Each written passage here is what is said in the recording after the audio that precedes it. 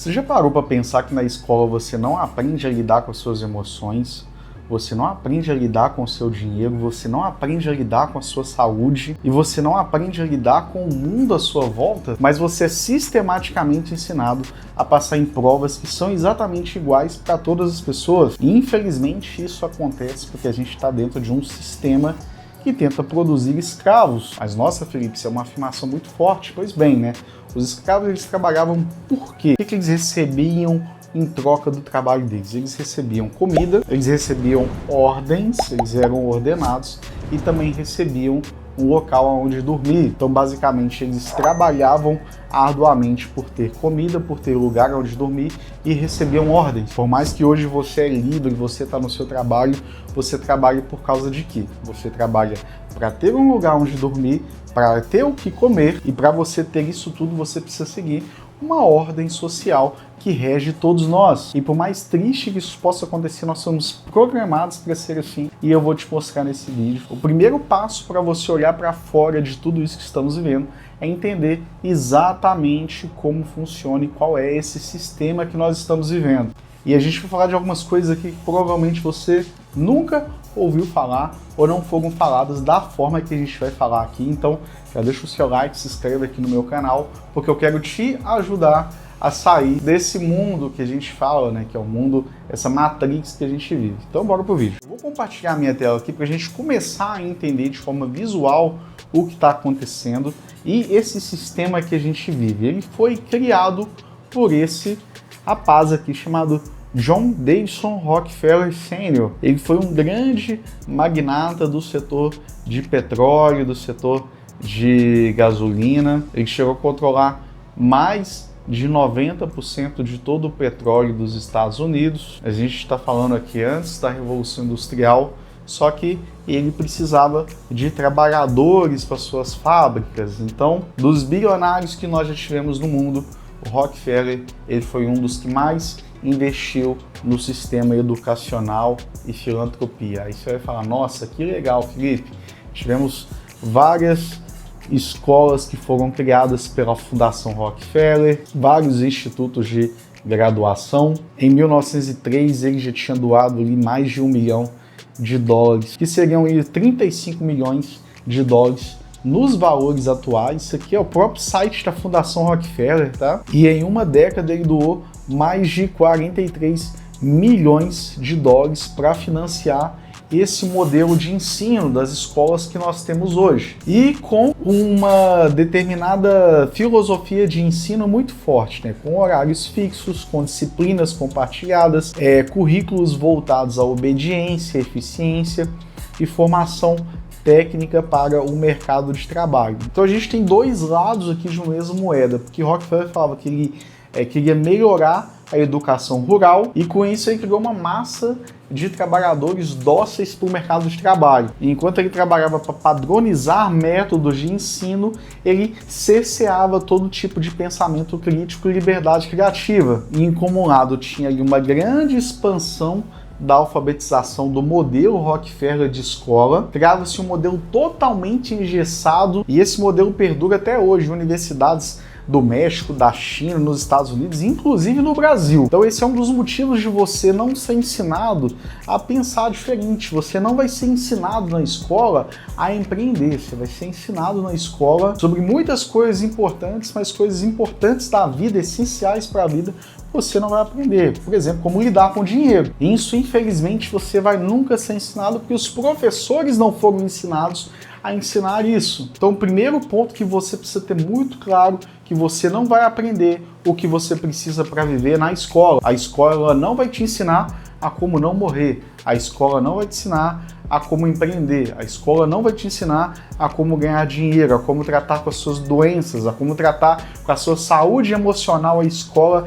ela não vai te preparar para o mundo. E, infelizmente, as consequências disso são adultos que saem da escola, saem do ensino médio, saem do ensino fundamental totalmente disfuncionais e despreparados para viver com o mundo, para tratar com o contraditório, para conviver com pessoas que discordam das ideias delas. Você vê que o mundo cada vez mais está despreparado psicologicamente e emocionalmente para lidar com as pessoas. As pessoas não se aguentam mais, as pessoas não sabem se eles têm filhos, se têm plantas ou se têm pets. Isso é consequência tanto do modelo educacional que nós vivemos, tanto do modelo econômico que a gente vive. E eu vou explicar para vocês sobre isso agora. Em 1971, o presidente americano Richard Nixon retira o sistema de Bretton Woods, onde determinava que deveria existir uma reserva de valor em ouro para se emitir novos dólares. E por incrível que pareça, essa mudança econômica somada a esse sistema de educação que a gente tem traz todos os piores índices de moralidade, de produtividade versus rendas e todas as piores estatísticas que nós vamos ter na humanidade começam a crescer a partir de 1971. Então, entender sobre dinheiro impacta diretamente a sua vida, a vida da sua família e a vida dos seus filhos. Você precisa entender sobre dinheiro, porque o dinheiro vai moldar a forma que você vai viver e conviver como sociedade. E aqui eu não estou falando de amor ao dinheiro, não estou falando de idolatria ao dinheiro. Eu estou falando de você entender o sistema onde nós estamos vivendo. E eu vou mostrar para vocês com alguns gráficos aqui para a gente entender, né? O que é isso de a gente não ter mais padrão para emitir novos dólares? Significa que a gente pode emitir novas moedas como se não houvesse amanhã, sempre que houver interesse dos governos ou sempre que existir alguma crise financiada para que isso possa acontecer. Então, notem que no passado a gente tinha que ter, vamos emitir mais $1.000. Eu precisava ter $1.000 a mais em ouro em reserva para emitir esses novos dólares.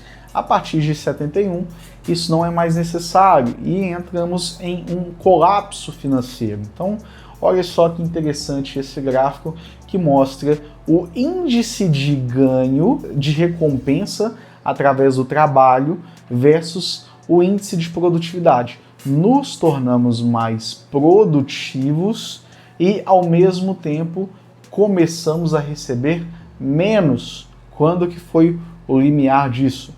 1971. Começamos a sair das nossas casas e parar de conviver com os nossos parentes, conquistando a sua casa, comprando a sua casa, conquistando a sua independência.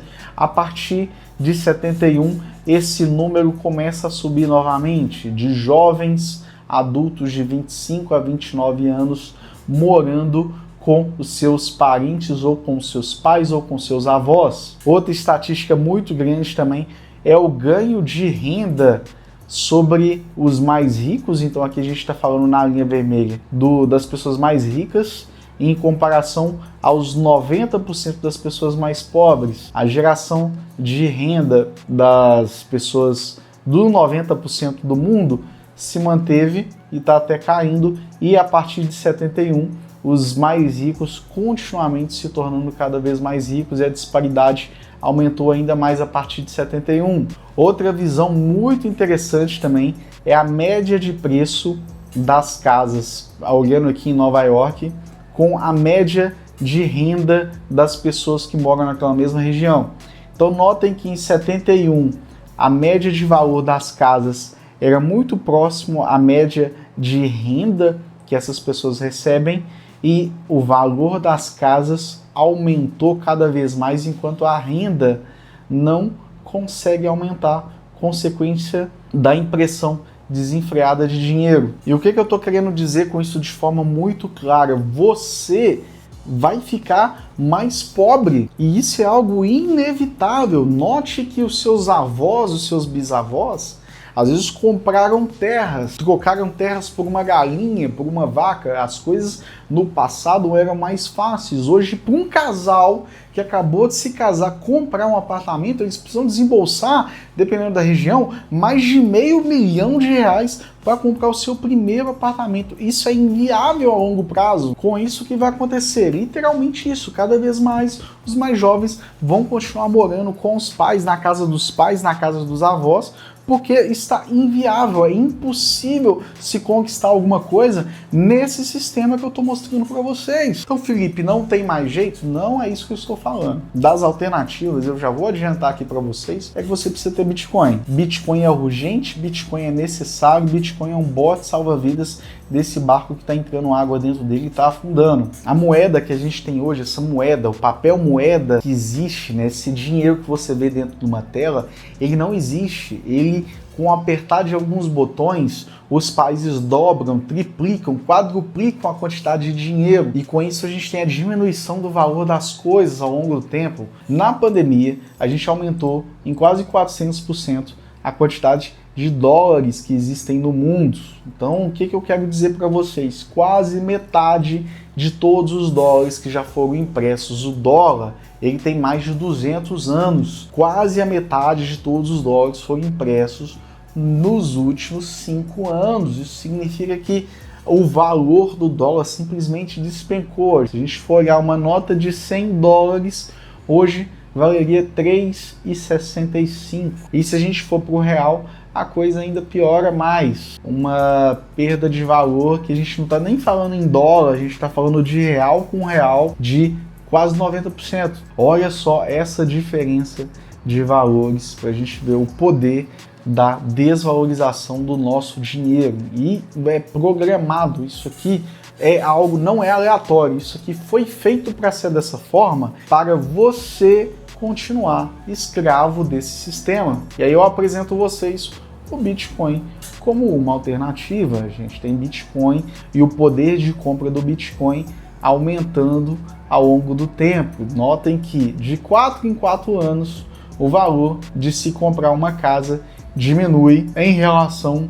ao Bitcoin. Então, provavelmente uma casa em 2028 vai valer menos que um Bitcoin. E a iniciativa privada, as empresas, elas já entenderam esse jogo do Bitcoin e estão comprando Bitcoin como febre. E eu quero mostrar para vocês, voltar novamente a essa figura aqui, ó. Isso aqui foi durante a crise sanitária que a gente teve. Gente, se a gente tiver uma outra crise sanitária, vai ser impossível viver num mundo com tanto dinheiro. As coisas vão ficar muito caras.